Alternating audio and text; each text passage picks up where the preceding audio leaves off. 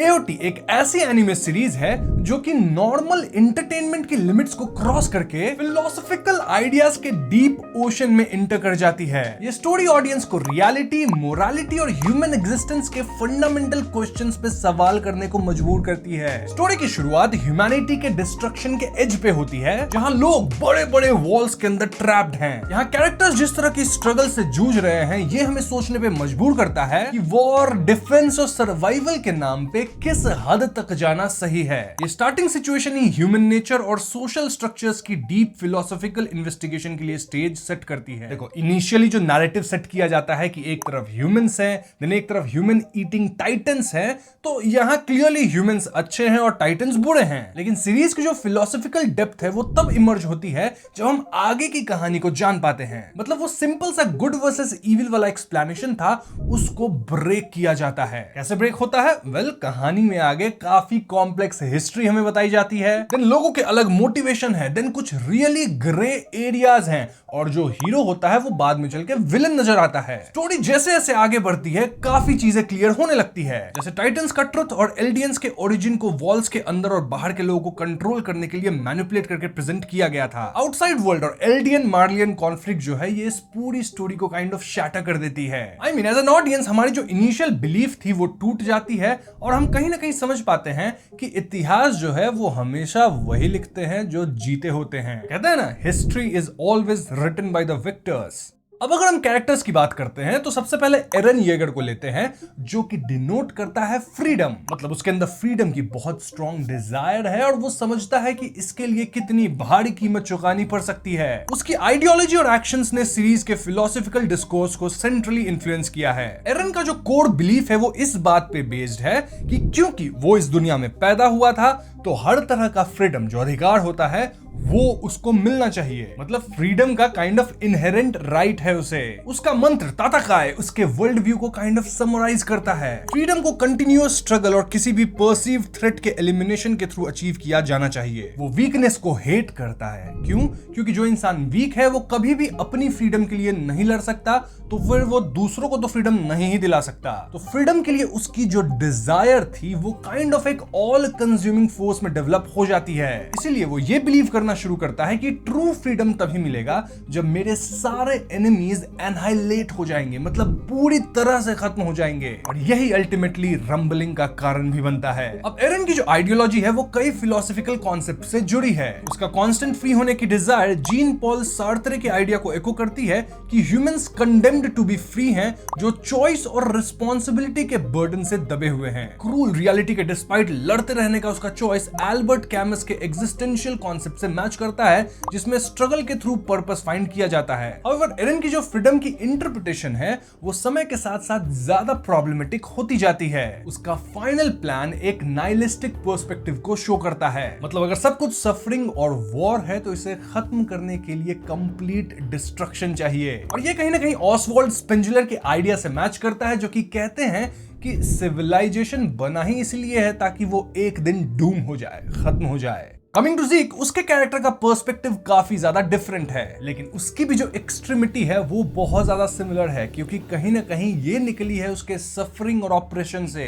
ज़ीक की euthanasia plan का M Eldians की सफरिंग और दुनिया के लिए उनके द्वारा क्रिएट किए गए थ्रेट को एंड करना है, जिसके लिए वो फाउंडिंग टाइटन की पावर का इस्तेमाल करके यमिर के सारे सब्जेक्ट को रिप्रोड्यूस ही नहीं करने देना चाहता है। मतलब उनको अनेबल कर देगा टू रिप्रोड्यूस। उसकी फिलॉसफी उसके अपने ट्रॉमेटिक चाइल्डहुड और उसके देखे और फेस किए सफरिंग में रूटेड है। वो फ्यूचर में एल्डियन बर्थ को रोक के ही पूरी सफरिंग को खत्म करना चाहता है। वो बिलीव करता है कि यही एक पीसफुल वे है जिसके कारण आगे और भी ज्यादा डेथ या डिस्ट्रक्शन नहीं होगा। मतलब सोच के देखो कितनी कॉम्प्लेक्स थियरी है कि वो एग्जिस्टिंग एल्डियंस को जीने देना चाहता है। मतलब वो अपनी लाइफ जिए जैसे भी जी रहे हैं, लेकिन आगे वो बच्चा ही नहीं करेंगे तो आगे कोई सफरिंग होगी ही नहीं। उसके हिसाब से एल्डियन लोगों के लिए डेथ कैप्टिविटी से फ्रीडम है। ज़ीक की आइडियोलॉजी एंटी नेटलिज्म का एक क्लियर एग्जाम्पल है। वो फिलोसॉफिकल पोजीशन जो कि बर्थ को एक नेगेटिव वैल्यू देती है। सफरिंग को एंड करने पर ज़ीक का फोकस कोपेनहॉयर के स्टेटमेंट से मैच करता है, which was all life is suffering. Schopenhauer ने विल टू लिव को एक कांस्टेंट पेनफुल एफर्ट के रूप में डिस्क्राइब किया था। हाउएवर उनका जो प्रपोज सॉल्यूशन था वो एसेटिज्म था, मतलब इंडिविजुअल लेवल पे विल टू लिव का रिजेक्शन और डिनायल। वहीं ज़ीक का प्लान एक कलेक्टिव इंपोज सॉल्यूशन है जो एक पूरी स्पीसीज के लिए विल टू लिव,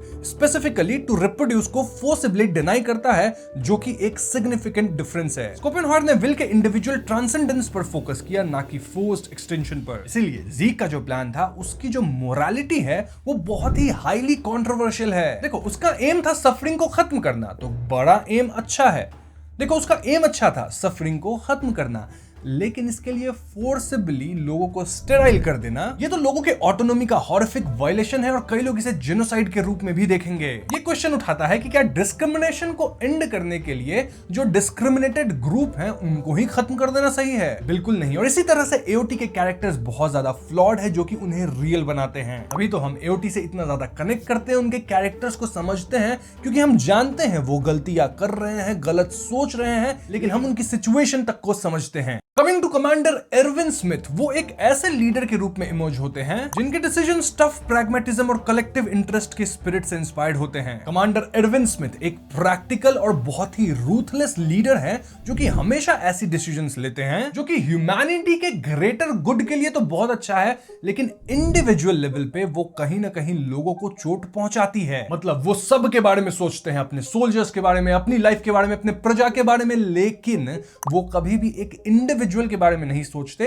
तो कई बार ऐसा होगा जहां पे इंडिविजुअल को क्षति होगा, लेकिन ग्रेटर गुड के लिए वो डिसीजन सही है। उनके लीडरशिप में मोरली एम्बिगुअस चॉइसेस शामिल हैं, जो सर्वाइवल और नॉलेज की सर्च द्वारा जस्टिफाइड किए जाते हैं। उन्हें एक हार्डकोर यूटिलिटेरियन के रूप में भी डिस्क्राइब किया गया है। वो अपने सोल्जर्स को इमोशनली इंपैक्टफुल स्पीचेस से मोटिवेट करते हैं, और इससे वो सोल्जर्स को विलिंगली अपनी लाइफ सैक्रिफाइस करने के लिए मना लेते हैं, क्योंकि सोल्जर्स बिलीव करने लगते हैं कि उनकी जो मौत है वो किसी तरह के पर्पस को मीनिंग देती है। वो ट्रुथ की डिजायर से मोटिवेटेड हैं, वॉल से परे दुनिया और टाइटन्स के नेचर्स को समझना, ये बिलीव करते हुए कि ये नॉलेज ह्यूमैनिटी की लिबरेशन की है। तो यू सी, एरविन की जो एक्शंस है वो डायरेक्टली यूटिलिटेरियन जो प्रिंसिपल्स उसको रिफ्लेक्ट करते हैं, जहां एक एक्शन तब राइट होता है जब वो मेजॉरिटी ऑफ पीपल के लिए सबसे ज्यादा हैप्पीनेस या इस कॉन्टेक्स्ट में सर्वाइवल ऑफ फ्रीडम को प्रमोट करता हो। इसमें अक्सर एक हेडोनिक कैलकुलस शामिल होता है, जहां सैक्रिफाइसेस को पोटेंशियल बेनिफिट्स के अगेंस्ट वे किया जाता है। उनकी मोरली एम्बिगुअस डिसीजन मेकिंग की विलिंगनेस, एफिशिएंसी और सर्वाइवल के लिए मैकियावेली की आइडिया से मैच करती है